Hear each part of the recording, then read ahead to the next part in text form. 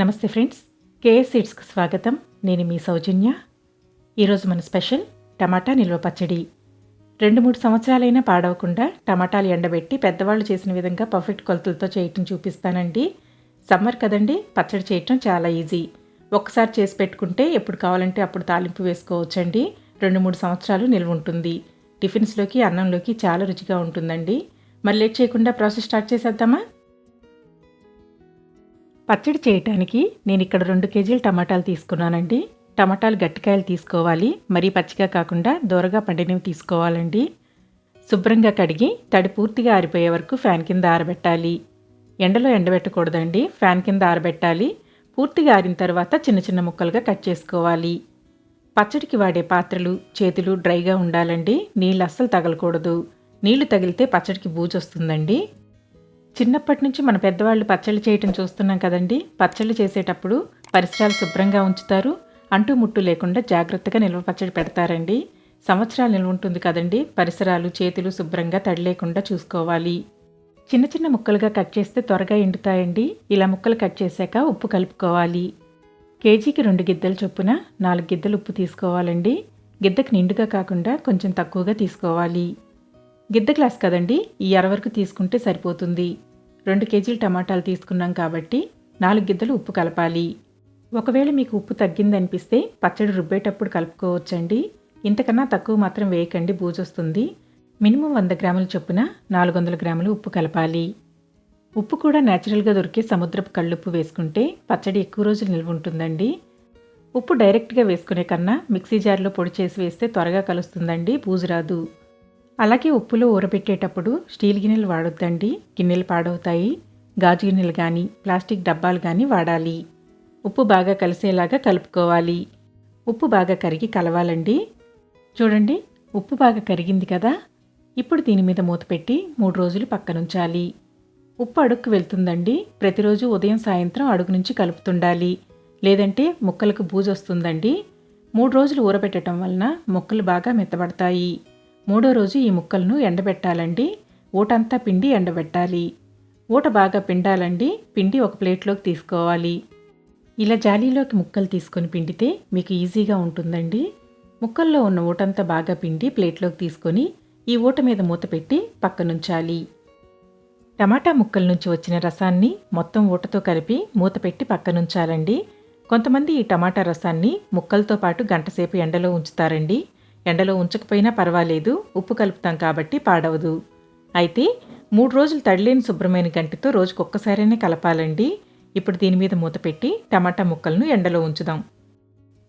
3 రోజులు ఎండబెట్టాలండి. ఏదైనా క్లాత్ మీద ఉంచి 3 రోజులు ఎండలో ఉంచితే బాగా ఎండుతాయి.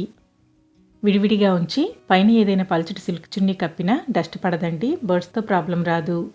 పల్చటి చున్నీ కప్పినా ఎండుతాయండి. గలగలమనే వరకు ఎండబెట్టాలి. చూడండి, 3 రోజులయ్యింది. టమాటా ముక్కలు బాగా ఎండాయండి. ఈ 2 కిలోల టమాటాలకు సరిపడా చింతపండు తీసుకోవాలి. కేజీ టమాటాలకు 200 గ్రాముల చింతపండు సరిపోతుందండి. 2 కేజీలకు 400 గ్రాముల చింతపండు తీసుకోవాలి. కొత్త చింతపండు తీసుకుంటే పచ్చడి రంగు బాగుంటుందండి, త్వరగా నల్లబడదు. ఈ చింతపండులోని పీచు పిక్కలు తీసి రెమ్మలుగా విడదీసి శుభ్రం చేసుకోవాలి. చింతపండును కడగకూడదండి, శుభ్రం చేసి డైరెక్ట్గా టమాటా రసంలో వేసుకోవాలి. ఇప్పుడు ఎండబెట్టిన టమాటా ముక్కలు, చింతపండు టమాటా రసంలో వేసుకోవాలండి. గంటసేపు ఊరబెట్టాలి. గంటసేపు ఉంచటం వలన చింతపండు టమాటా ముక్కలు మెత్తబడతాయండి.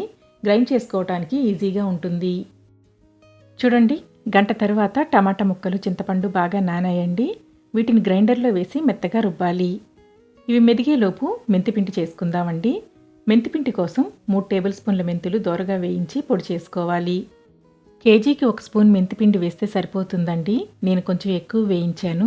దోరగా వేయించి మిక్సీ జార్లో వేసి మెత్తగా పొడి చేయాలి. ఇది పక్కనుంచుకొని 4 గిద్దల కారం తీసుకోవాలి. కేజీ టమాటాలకు 2 గిద్దల కారం తీసుకోవాలండి. 2 కేజీలకు 4 గిద్దల కారం తీసుకోవాలి. గిద్ద గ్లాస్తో ఫుల్లుగా కారం తీసుకోవాలండి. ఉప్పు మాత్రం కొంచెం తగ్గించి తీసుకోవాలి. చూడండి, పచ్చడి బాగా మెదిగింది. మెదిగిన తర్వాత 2 స్పూన్ల మెంతిపిండి వేసుకోవాలి. అలాగే 2 చిన్నులపాయలు పొట్టు తీసి కచ్చాపచ్చాగా దంచి వేసుకోవాలండి. రెబ్బలు డైరెక్ట్గా వేస్తే మెదగవండి, కొంచెం దంచి వేసుకుంటే బాగా మెదుగుతాయి. వెల్లుల్లిపాయలు పచ్చివైతే కొంచెం ఆరబెట్టి వేసుకోవాలండి. పాయలుగా విడదీసి ఫ్యాన్ కింద ఆరబెట్టి వేసుకోవాలి.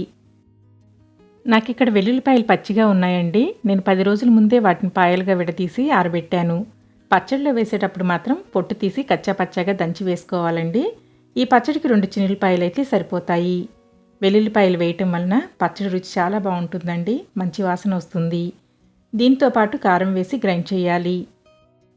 కారం వేసి గ్రైండ్ చేస్తే పచ్చడితో బాగా కలుస్తుందండి. ఇందులో కొంతమంది ఆవపిండి కూడా వేసుకుంటారు. మీరు కావాలంటే 40 గ్రాముల ఆవాలు దోరగా వేయించి పొడి చేసి కలుపుకోవచ్చు.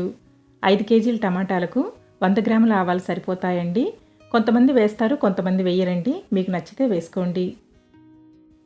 పచ్చడి పూర్తిగా మెదిగి ఇంగ్రీడియంట్స్ కలిసాక బౌల్లోకి తీసుకోవాలి. ఈ పచ్చడి ఇంక చెక్కు చెదరదండి. 2 సంవత్సరాలైనా నిల్వ ఉంటుంది. దీనికి తాలింపు పెట్టుకుని ఎప్పుడు కావాలంటే అప్పుడు దీని టేస్ట్ని ఎంజాయ్ చేయొచ్చు. ఇందులో సగం పచ్చడికి తాలింపు వేసి మిగిలిన పచ్చడిని గాజు సీసాలో స్టోర్ చేస్తున్నానండి. మళ్ళీ మనకు అవసరమైనప్పుడు తాలింపు వేసుకోవచ్చు. గాజు సీసాలో కానీ, జాడీలో కానీ, ప్లాస్టిక్ డబ్బాలో కానీ స్టోర్ చేసుకోవచ్చండి. ఇప్పుడు ఈ పచ్చడికి తాలింపు వేయటం చూద్దాం. తాలింపు కోసం నువ్వుల నూనె తీసుకున్నానండి. నువ్వుల నూనెతో కానీ, వేరుశనగ నూనెతో కానీ తాలింపు వేసుకోవచ్చు. చాలా రుచిగా ఉంటుంది. ఈ పచ్చడికి 1.5 కప్పు ఆయిల్ వేసానండి. కేజీ పచ్చడికి 400 ml ఆయిల్ అయితే సరిపోతుంది. ఆయిల్ కాగాక స్టవ్ ఆఫ్ చేయాలి. ఇప్పుడు 2 స్పూన్ల ఆవాలు, 4-5 ఎండుమిరపకాయలు వేసుకోవాలండి. నూనె కాగాక స్టవ్ ఆఫ్ చేసి వేడి చూసుకొని వేసుకోవాలి. వెంటనే వేస్తే పోపు దినుసులు మాడిపోతాయండి. నూనె వేడికి అవి వేగుతాయి. నూనె గోరువెచ్చగా ఉన్నప్పుడు పచ్చడిలో కలుపుకోవాలి. వేడి మీద కలపకూడదండి. వేడి చల్లారి గోరువెచ్చగా ఉన్నప్పుడు కలుపుకోవాలి. మీరు ఇష్టపడితే తాలింపులో ఇంగు కూడా వేసుకోవచ్చండి. ఇంతేనండి, పచ్చడి తయారైంది. ఎండాకాలం కదండి, ఈ పచ్చడి చేయటం చాలా తేలిక. ఏ డౌట్ లేకుండా నేను చెప్పిన విధంగా ట్రై చేసి టేస్ట్ని ఎంజాయ్ చేయండి. కామెంట్ ద్వారా మీ అభిప్రాయాన్ని తెలియచేయండి. లైక్ చేసి తెలిసిన వారందరికీ షేర్ చేసి సపోర్ట్ చేయండి ఫ్రెండ్స్. ఇంకా సబ్స్క్రైబ్ చేయకపోతే ప్లీజ్ సబ్స్క్రైబ్ చేసి పక్కన ఉన్న బెల్ని ప్రెస్ చేసి ఆల్ని సెలెక్ట్ చేయండి. నేను పోస్ట్ చేసే ప్రతి వీడియో నోటిఫికేషన్ మీకు రెగ్యులర్గా వస్తుంది. Thank you for watching.